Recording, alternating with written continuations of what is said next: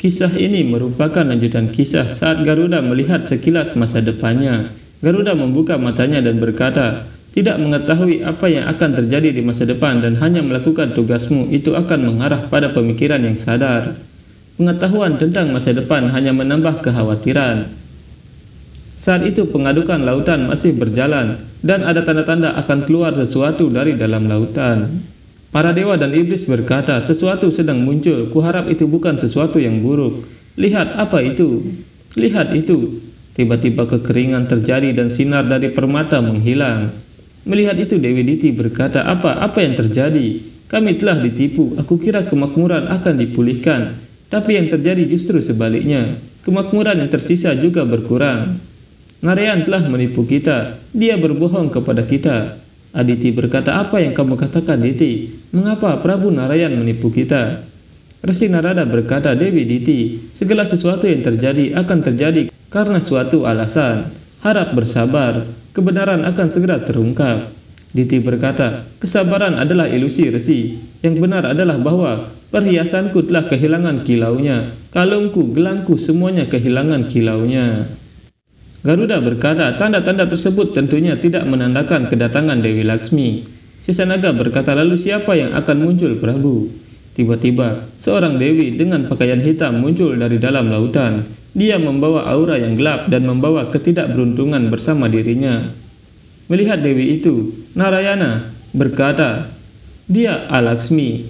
Mereka semua terkejut melihat Dewi Alaksmi dan Garuda berkata, "Siapa Alaksmi?" Sesanaga berkata, "Dewi Alaksmi, dia adalah kakak dari Dewi Laksmi, tapi mereka justru berlawanan dalam sifat dan kualitas mereka. Dewi Laksmi adalah dewi kebahagiaan dan kemakmuran, tapi Dewi Alaksmi adalah simbol kesedihan dan kemiskinan." Raja Bali berkata, "Oh, Prabu Mahadewa, ini benar-benar bencana." Dewa Indra berpikir, "Kuharap dia tidak menatapku." Melihat para dewa dan iblis ketakutan, Garuda berkata, "Prabu, mengapa mereka semua takut pada Dewi Alaksmi?" Sri Wisnu berkata, "Karena mereka merasa khawatir jika bayang-bayang Dewi Alaksmi jatuh dalam hidup mereka akan dipenuhi dengan kesedihan dan kemiskinan."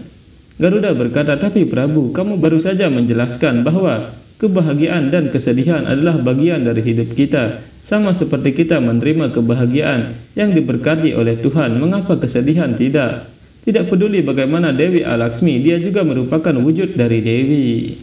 Raja Bali berpikir, jika Dewi Alaksmi melihat kita akan terbebani dengan kesulitan. Garuda kemudian turun ke lautan susu dan berkata, "Salam Ibu Alaksmi, terimalah salamku." Melihat keberanian Garuda menyapa Dewi Alaksmi, mereka semua terkejut. Resi Narada berpikir, apakah Garuda tidak menyadari apa yang dia lakukan? Semua orang berusaha menyelamatkan diri dari pengaruh buruk Alaksmi, tapi dia sendiri yang mengundang masalah. Resi Dattatreya ikut terkejut melihat Garuda dan berkata, "Bodoh, konyol, kamu hanya memberikan nilai-nilai baik kepada putramu. Kamu belum mengajarkan indria apapun kepadanya." Winata bingung dan berkata, "Tapi apa yang terjadi, Tuan? Kenapa kamu berkata begitu?" Dattatreya berkata, "Burung gagak itu datang dan baru saja memberitahuku bahwa dari pusaran samudra, Dewi Alaksmi telah muncul. Putramu malah memberi hormat kepadanya. Jika Dewi Alaksmi terkesan dengan salamnya, dia akan datang dan tinggal di rumahmu. Kamu dan keluargamu akan tetap mendapat masalah. Bersama kalian semua, aku tidak tahu masalah apa yang juga harus aku hadapi. Aku lebih bahagia di hutan." Mendengar salam dari Garuda, Dewi Alaksmi mendekat dan berkata, "Bodoh, siapa kamu yang memberi hormat kepadaku?" Garuda berjalan mendekat dengan tenang. Garuda bersujud dan berkata, "Aku adalah putra bungsu dari Maharesi Kasyapa dan Ibu Winata. Aku Garuda, Ibu Dewi, terimalah salamku." Melihat itu, Diti berpikir, Garuda benar-benar bodoh. Kamu tidak tahu masalah yang kamu undang. Dattatreya berkata, "Pengetahuan saja tidak cukup. Penting juga untuk memiliki beberapa indria. Tapi putramu tidak bisa tenang sampai dia tidak terlibat masalah. Dia mengundang Alaksmi tanpa alasan." Dewi Alaksmi berkata, "Apakah kamu tidak khawatir? Jika aku menerima salammu, hidupmu akan dipenuhi dengan kesedihan dan kemiskinan." Garuda bangkit dan berkata, "Tidak ada kesedihan yang lebih besar daripada melihat ibumu yang melahirkanmu sebagai budak. Terlepas dari mengetahui segalanya, bisakah ada ketidakberdayaan karena tidak bisa membebaskannya?" Winata berkata, dia tidak memiliki aib apapun di benaknya. Dia tidak tahu cara membeda-bedakan antara orang yang disayanginya dan orang luar.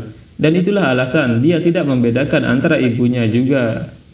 Dattatreya berkata, "Tetapi kamu harus melakukan itu. Sekarang jika Alaksmi datang ke sini untuk tinggal, kamu melihat istana di sana. Nasib istana itu akan lebih buruk daripada gubukmu ini.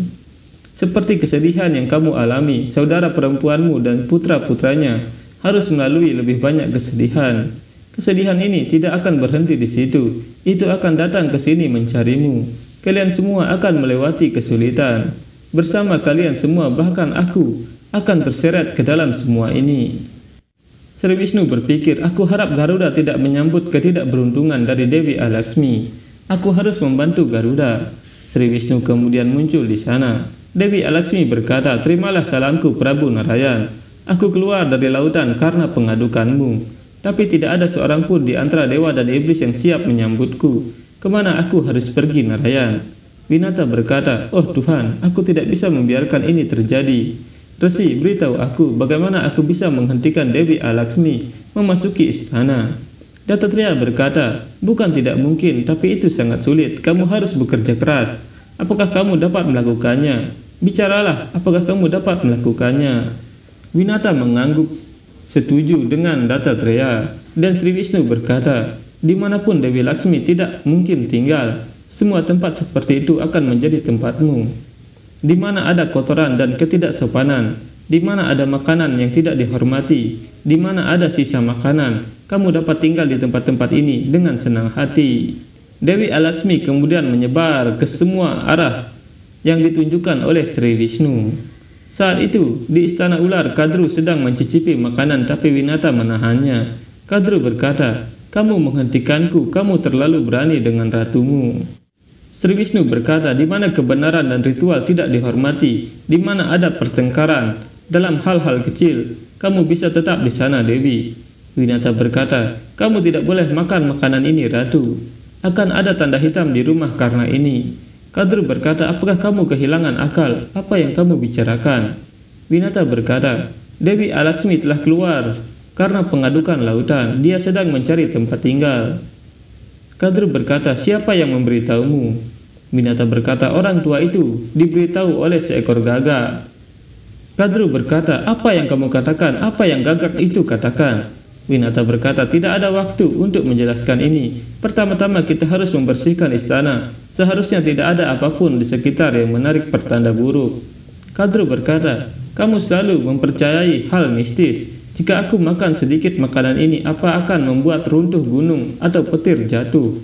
Winata berkata, "Memakan makanan ini akan salah, Ratu. Kita tidak bisa melakukan puja dengan makanan palsu. Di mana tidak ada puja, Dewi Laksmi tidak akan pernah tinggal di sana. Di mana tidak ada Dewi Laksmi, di sana nasib buruk akan datang." Dewi Alaksmi terus menyebar ke seluruh dunia untuk mencari tempat tinggalnya. Sri Wisnu berkata, "Di mana tempat yang sangat kotor sehingga terbentuk jaring laba-laba, di mana ada debu, kamu bisa tinggal di sana." Saat itu Winata berusaha membersihkan istana dan dia kesulitan membersihkan langit-langit. Tahtu dan Lumal membawakan sapu yang panjang lalu memberikannya kepada Winata. Melihat itu, Kadru berkata, "Kenapa kalian membantunya?" Lumal berkata, "Ibu, sebenarnya karena kami ibu mengalami begitu banyak masalah sebelumnya. Karena kami ibu harus berpuasa." Tahtu berkata, "Kami tidak akan melakukan kesalahan yang sama lagi, di mana ibu harus menghadapi masalah apapun. Kami tidak melakukannya untuknya. Kami melakukannya untukmu, ibu." Mendengar itu, Kadru kemudian pergi dari sana. Sri Wisnu berkata, "Rumah yang penghuninya duduk tanpa membasuh kaki dan terus menggoyang-goyangkan kaki, kamu bisa tinggal di sana." Saat itu Kalia sedang beristirahat sambil menggoyangkan kakinya. Kalia berpikir, mengapa orang tua itu tidak terpengaruh oleh racunku? Apa yang mungkin menjadi alasannya? Winata melihat Kalia dan berkata, "Ini pertanda buruk dengan menggoyang-goyangkan kaki seperti ini." Tahtu berkata, "Kenapa begitu, Ibu?" Winata berkata, "Kaki kita adalah simbol kesabaran. Jika kita tidur seperti ini dan kaki terus bergoyang, itu berarti kita kehilangan kesabaran dan menjadi tidak sabar. Itu akan membuat masalah bagi keberadaan kita. Sama halnya jika kita bersantai dengan kaki yang kotor, kita akan mendapatkan mimpi yang buruk.